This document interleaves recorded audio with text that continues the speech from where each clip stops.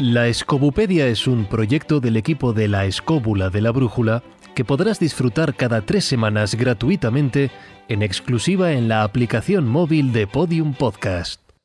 Escobupedia, el hijo listillo de La Escóbula de la Brújula.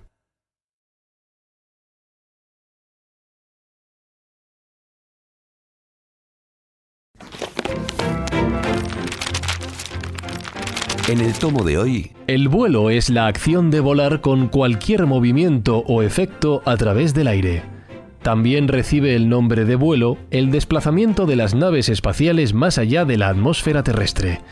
Volar es desplazarse a través de un espacio tridimensional con movimientos vectoriales o relativos en cualquier sentido. Por ejemplo, los paracaidistas durante la caída libre, aunque van siempre hacia abajo, vuelan a través del espacio de forma relativa. Diego Marín Aguilera, inventor español, es considerado el primer hombre que voló en la historia. Damos la palabra a Carlos Canales.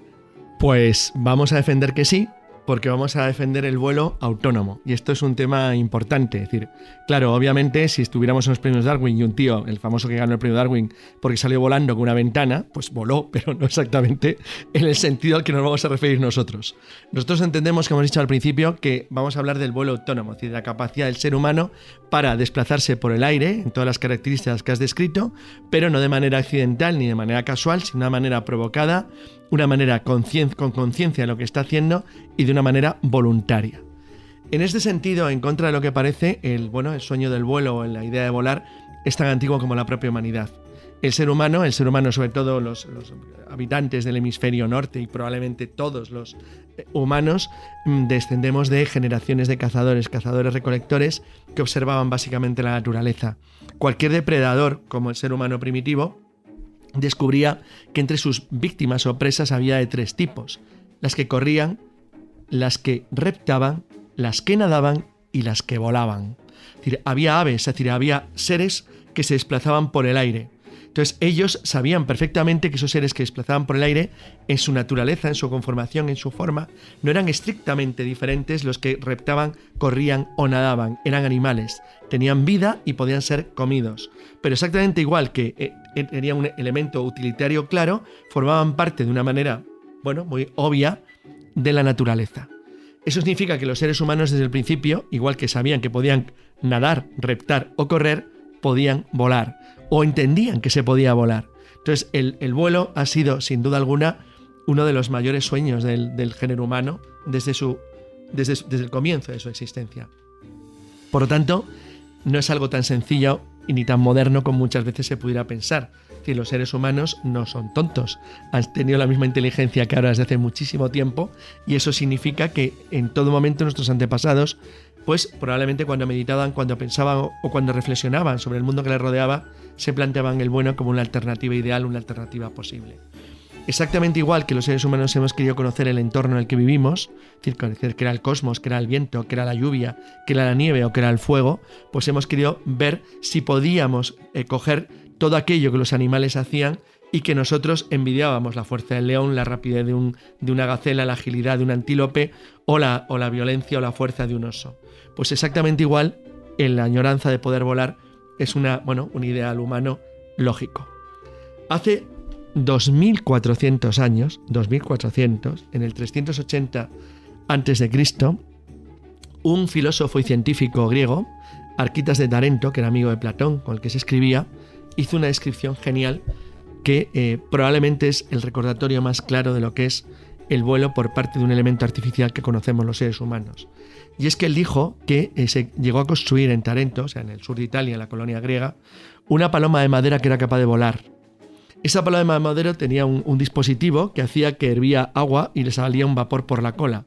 Nunca quedó claro para qué, porque no hay ninguna referencia más, el para qué servía o qué utilidad tenía. Pero en la misma época en la que se hizo esta extraña descripción, un filósofo chino, Mo Ti, aunque hay quien se lo atribuye al general Han Xin, hicieron volar en China por primera vez una cometa.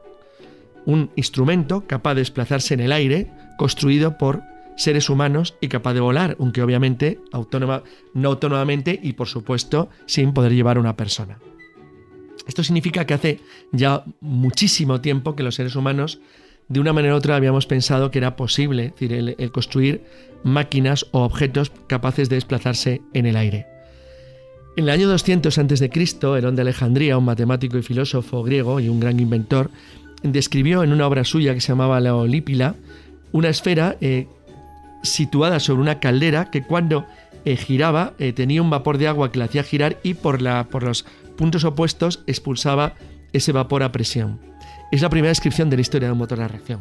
Es decir, esto obviamente no se asociaba a una máquina voladora, pero la idea como tal se tenía. Lo que quiero decir con esto es que realmente los seres humanos tenemos desde hace miles de años, bueno, pues por lo menos la idea de que tiene que haber alguna fórmula que nos permita volar como los pájaros, dado que no tenemos elementos naturales para hacerlo, mediante la utilización de elementos artificiales, es decir, mediante algo que unido a nosotros nos permita desplazarnos por el aire como si fuéramos pájaros.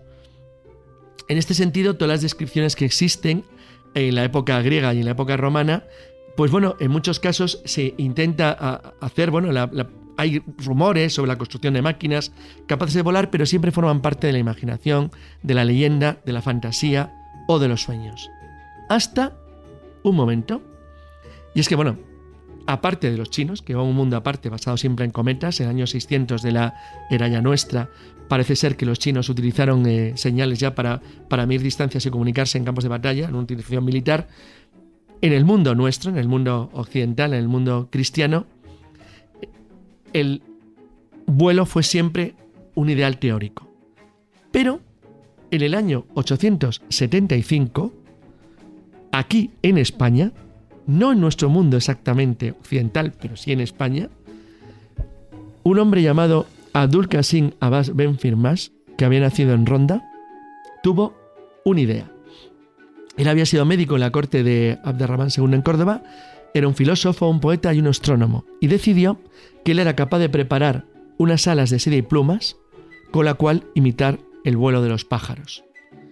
Y Ben Firmas estaba absolutamente convencido de que lo podía lograr, con lo cual, ante la expectación general, con su pequeño invento, con su máquina voladora, formada de manera artificial, se elevó hasta las colinas del Valle de la Ruzafa, aunque hay quien dice que fue de lo alto de una torre en Córdoba, y, sin más idea, decidió que podía volar con ello. Con lo cual cogió y se lanzó. El vuelo de Ben Firmas es el primer vuelo con una máquina artificial realizado por un ser humano en la historia. Y era, en el término del título de nuestro programa, un cacharro volador. ¿Qué le ocurrió a Firmas? Pues se pegó un tortazo de campeonato, obviamente.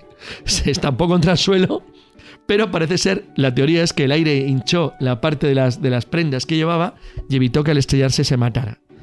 En el mismo año en que, o prácticamente el mismo año en que Abbas Ben Firmas voló, Ibn al-Fakir, que había sido castigado por el rey Sapur en Persia y encerrado en una torre, dicen que consiguió escapar construyendo unas alas de madera que recubrió con tela, con lo cual fabricó un planeador. En ambos casos, en un periodo muy corto de tiempo, dos personas, una en Persia y otro en España del mundo islámico, fueron capaces de construir planeadores artificiales con los cuales desplazarse por el aire. Sin duda alguna, estos son los primeros cacharros voladores de la historia. Pero, como introducción, hay que decir que no fueron los únicos, porque en aquel entonces otros dos grandes ideas fueron abriéndose paso en el camino de la inventiva que iban a determinar el futuro de la navegación aérea. En el año 1042, es decir, un poquito antes del nacimiento del Cid, cuando Tsen Kung Liang nos cuenta en una crónica que por primera vez los chinos fueron capaces de utilizar en un campo de batalla armas impulsadas por cohetes. Y en el año 1250, cuando un monje, bien conocido, Alberto Magno, observando simplemente la naturaleza del mundo que le rodeaba, llegó a una conclusión que dejó escrita. No acertó en la descripción que hoy llamaríamos científica lo que decía, pero lo clavó en lo que era el desarrollo de lo que iba a ser el futuro, cuando dijo: el aire es navegable cuando se combina con el fuego. Por lo tanto, una nave impulsada por el fuego podría, en un tiempo futuro, navegar por el aire. Con esa descripción quedaba abierta la posibilidad de fabricar máquinas voladoras. Con lo cual, lo que vamos a hablar hoy, y para los que son de mi generación, recordarán todavía Pierno Doyuna y a los de la patrulla voladora, es decir, los cacharros voladores que llegaron y que vamos a poner fin cuando los hermanos Wright, fabricantes de bicicletas, que nadie lo olvide, demostraron unos años después de que el presidente de la Academia de Ciencias del Reino Unido dijera que nunca jamás un aparato más pesado que el aire podría volar. Bueno, pues en 1903 unos fabricantes de bicicletas demostraron que se podía. Hasta ese momento hubo todo tipo de inventos, todo tipo de cacharros, todo tipo de artilugios con los cuales los seres humanos intentaron volar. Y, sinceramente, antes de que los Montgolfier lo lograran con su primer globo, podemos asegurar que hubo mucha gente que no solo lo intentó, sino que tuvo éxito. Pero en cualquier caso, fracasaron o no, se pegaron un trompazo monumental o no, los intentos para volar del ser humano son realmente asombrosos y hay casos absolutamente increíbles de éxitos de pequeñas naves fabricadas solamente con el ingenio y la habilidad de los seres humanos. De eso vamos a hablar hoy.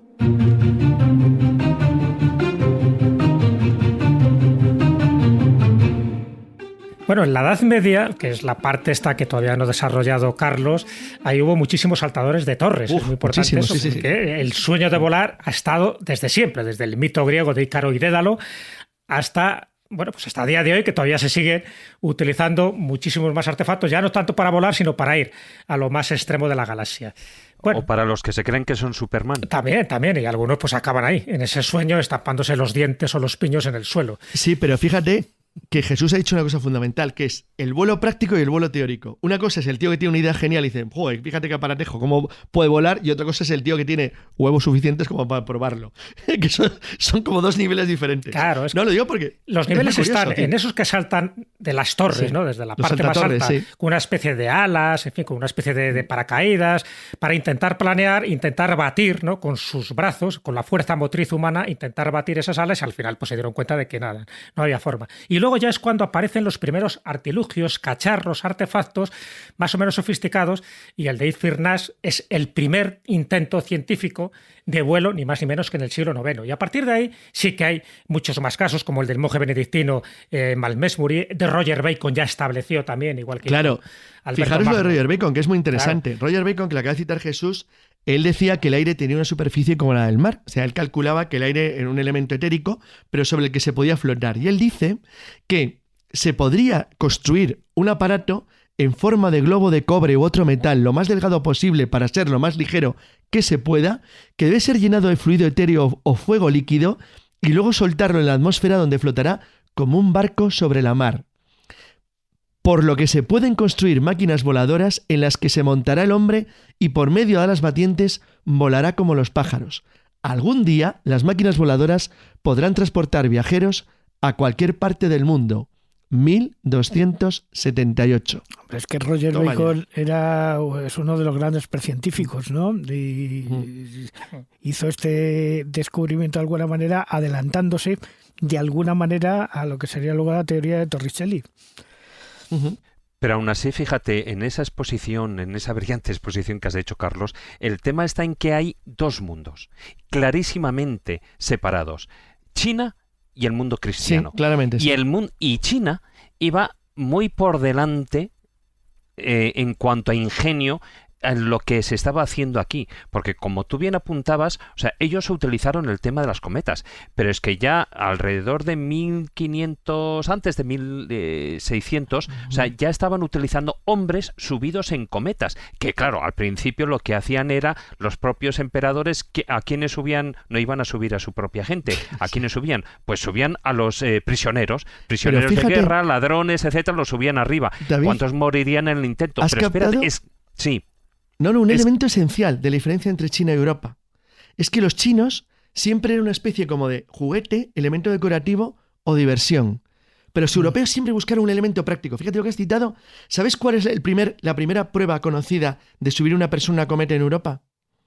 Es en Francia, de Basel, en 1398. Fíjate. Y siempre tenía un objetivo muy claro. Es decir, la primera ilustración que se conserva de la utilización de cometa para algo, comillas, útil europeo, es de 1326. Es un manuscrito de Walter de Millemet, donde, ¿a que no sabes para qué quieren utilizar la cometa? para portar una bomba. Claro, pero los europeos siempre buscan un objetivo bastante malévolo y bastante práctico. Pero mucho después, Carlos, porque tal cual, cuando se inventa la cometa en China y se está utilizando ahí y se empieza a expandir por la zona, es que en la India cazaban con cometas. Subían hombres arriba de las cometas para cazar. Claro, pero es que incluso en el... ya no solo como exploradores, sino también para cazar, para lanzar... no sé si disparar o no o tirar lanzas, pero es que Marco Polo, ya cuando en sus crónicas, y estamos hablando ya de 1282 más o menos, en esa época, él ya hace referencia a esas utilizaciones de los hombres en cometas, tanto como propósitos civiles como militares. Sí, fíjate, en el mundo occidental, los dos primeros casos, bueno, para diferenciar del tema de los cohetes, que es muy interesante, el primer cometa en forma de biplano que se desarrolla en Europa lo hace en 1398 Lamson. Es decir, en 1398, finales del siglo XIV. Pero en 1405, principios del XV, Konrad von Eisenach, en Alemania, que era un ingeniero militar, diseñó las primeras armas basadas en cohetes de disparo de largo alcance. Y un italiano, Ganes de Fontana, fue el primero que diseñó para uno de los condottieri en guerra en el norte de Italia un sistema de cohetes cargados con pólvora para poder utilizarlos como artillería a distancia. En 1420, fijaos que sigo en el siglo XV, un matemático alemán, la obra se publicó, el manuscrito es de 1436, se llamaba Jan Miller. Este tío era profesor en la Universidad de Königsberg, en lo que hoy es Kaliningrado, la antigua Prusia Oriental Alemana, donde nació Kant, por cierto. Y él se hizo famoso porque creó aparatos voladores que se basaban en mecanismos de relojería. Los mecanismos de relojería eran claramente el elemento más avanzado que tenía la Europa medieval, porque eran mecanismos muy complejos y muy sofisticados.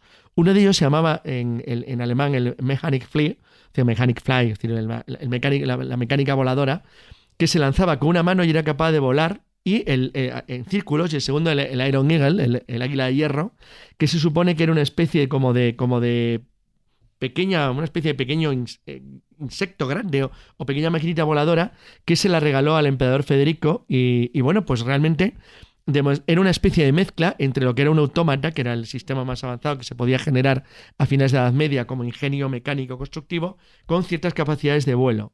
La verdad es que entre eso y que en 1450 un italiano llamado Leon Battista Alberti fue el creador del anemómetro, el primer medidor de velocidad mecánico de la historia, pues demuestra que cuando se producen los grandes viajes de exploración oceánica de navegantes españoles y portugueses, el mundo occidental tenía ya una enorme carga teórica avanzada de lo que podía ser la mecánica de vuelo. O sea, muchísimo antes de Leonardo da Vinci y sus grandísimas creaciones, que empiezan a partir de mediados del siglo XV, o de Giambattista Danti, que es el primer matemático que fabricó unas alas que intentó probar sobre el lago Trasimeno en el norte de Italia para intentar ver si se podía obtener algún tipo de sustentación de planeo si te lanzabas desde una zona más alta y aprovechando lo que ellos se habían dado cuenta que existían, que eran las corrientes de aire que cambiaban de temperatura en función de la altura. Bueno, realmente todo este tipo, este era uno de los últimos lanzatorres, como dice Jesús, de los que se tiraron de una torre.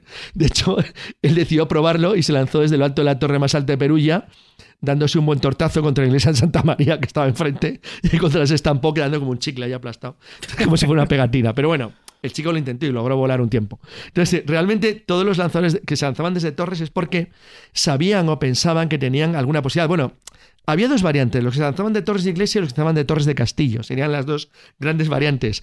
Normalmente solían acabar mal. Por ejemplo, estoy pensando en el abad de Tungland, de Galloway, John Damian, que era el físico del rey Jaime IV de Escocia, que se tiró desde lo alto del castillo de Stirling, en Edimburgo. Por supuesto, se probó unas alas hechas con madera y plumas de oca. El tortazo que se pegó os lo podéis imaginar. Sí. Es decir, casi todos acaban más o menos igual, pero todos volaban, aunque fuera una vez en la vida. Porque todo el mundo sabe, es como el chiste del paracaídas. Todo el mundo puede volar sin paracaídas una vez. Una. Claro. No, pero a ver, el andalusí y Firmas, unos metrillos. Él probó, la primera vez se rompió las piernas y tal, pero bueno, o sea, él insistió. Hombre, todos acababan un poco mal, hay que reconocerlo. Y de hecho, una vez recuperado, él continuó y fue mejorando el sistema. Dicen que incluso, pues alcanzó unos 300 metros, ¿no? Pero fíjate, estamos hablando más allá de eso que te estás planeando, de que estás diciendo de que cuando ya se saben lo que son los fundamentos de esas máquinas voladoras, los fundamentos de las alas, etcétera, etcétera, de cómo funciona el aire para sustentar algo que pesa más que el aire, se estaba utilizando, y ya no me refiero a los cometas, sino, fíjate, en China tenían otra cosa que sabían, que todos hemos visto y que se ha utilizado un montón de veces, que son las linternas del cielo. Claro. Ellos sabían que el aire caliente, sí, digamos, hacía elevar a los objetos. Bien, pues eso mismo lo hicieron con los globos. Y eso sí que, vale, sí, es un elemento que pesa menos que el aire, pero ya lo sabían manipular. Ya sabían que a más aire caliente subían, a menos aire caliente bajaban. Todos estos teóricos que eran buenos conocedores, pues estoy pensando, por ejemplo, en Mallory, que era un relojero italiano que en 1536, en la época de principios del siglo XVI, había sido capaz de crear máquinas que sabía que se podían sustentar en el aire porque la teoría era buena, combinadas con elementos mecánicos como quería Leonardo da Vinci. Y entonces él, por ejemplo, decidió probarlo en la Catedral de Troyes, en Francia. Y se lanzó desde la catedral, por supuesto se mató, claro, se estampó contra el suelo. Pero todos ellos tenían un fundamento teórico práctico que en realidad fallaba porque, a diferencia de lo que hizo luego Lilienthal a finales del siglo XIX, no eran capaces de fijar lo que era el esquema de proporción de la sustentación alar y de la resistencia de los materiales para el vuelo en planeo. De hecho, el vuelo en planeo tarda muchísimo en lograrse simplemente con eso. Y por eso yo quería, como nos queda poco tiempo, pasar a lo que podía haber sido un mundo radicalmente diferente al que fue, que es la pasarola de Gusmão. Una absoluta genialidad. Una genialidad por cierto, de un hombre muerto en Toledo. Murió en Toledo en 1625. Sí, muerto de hambre y metido en una fosa común, totalmente ignorado. Que, sin embargo, creó uno de los objetos, para mí, más asombrosos de la historia de la humanidad, que es la pasarola. Es que se adelantó 74 años al globo de los hermanos Montgolfier. Es importante hacer ese recuerdo y ese homenaje a Bartolomé Lourenço de Gusmão. En 1709 lo prueba delante del rey de Portugal, pero también lo prueba delante del nuncio de Lisboa, que con el tiempo se convierte, ya sabéis, en el Papa Inocencio XIII, considera que es un artilugio del demonio. ¿Y qué pasó, Carlos, con la pasarola?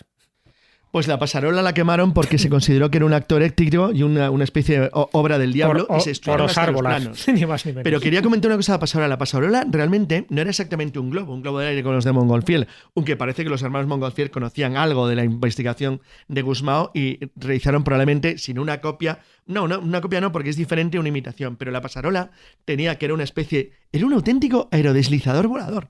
Claro, porque tenía un timón. Claro, ¿alguien ha visto la película John Carter? Sí. Pues se parece un poco a las naves de John Carter. Es decir, era una historia fantástica de cómo el calor podía generar hipersustentación sobre una especie de plano que estaba sobre la pasarola, que era el nombre que tenía la nave, que era como un pequeño barco que le hacía flotar en el aire. No hubiera subido a una gran altura, pero se hubiera mantenido una especie de aerodeslizador volador a unos metros del suelo, lo cual hubiera sido pues la creación o el inicio de un mundo totalmente diferente, que sería el camino de los dirigibles por una vía totalmente distinta a la que los seres humanos llevábamos al final.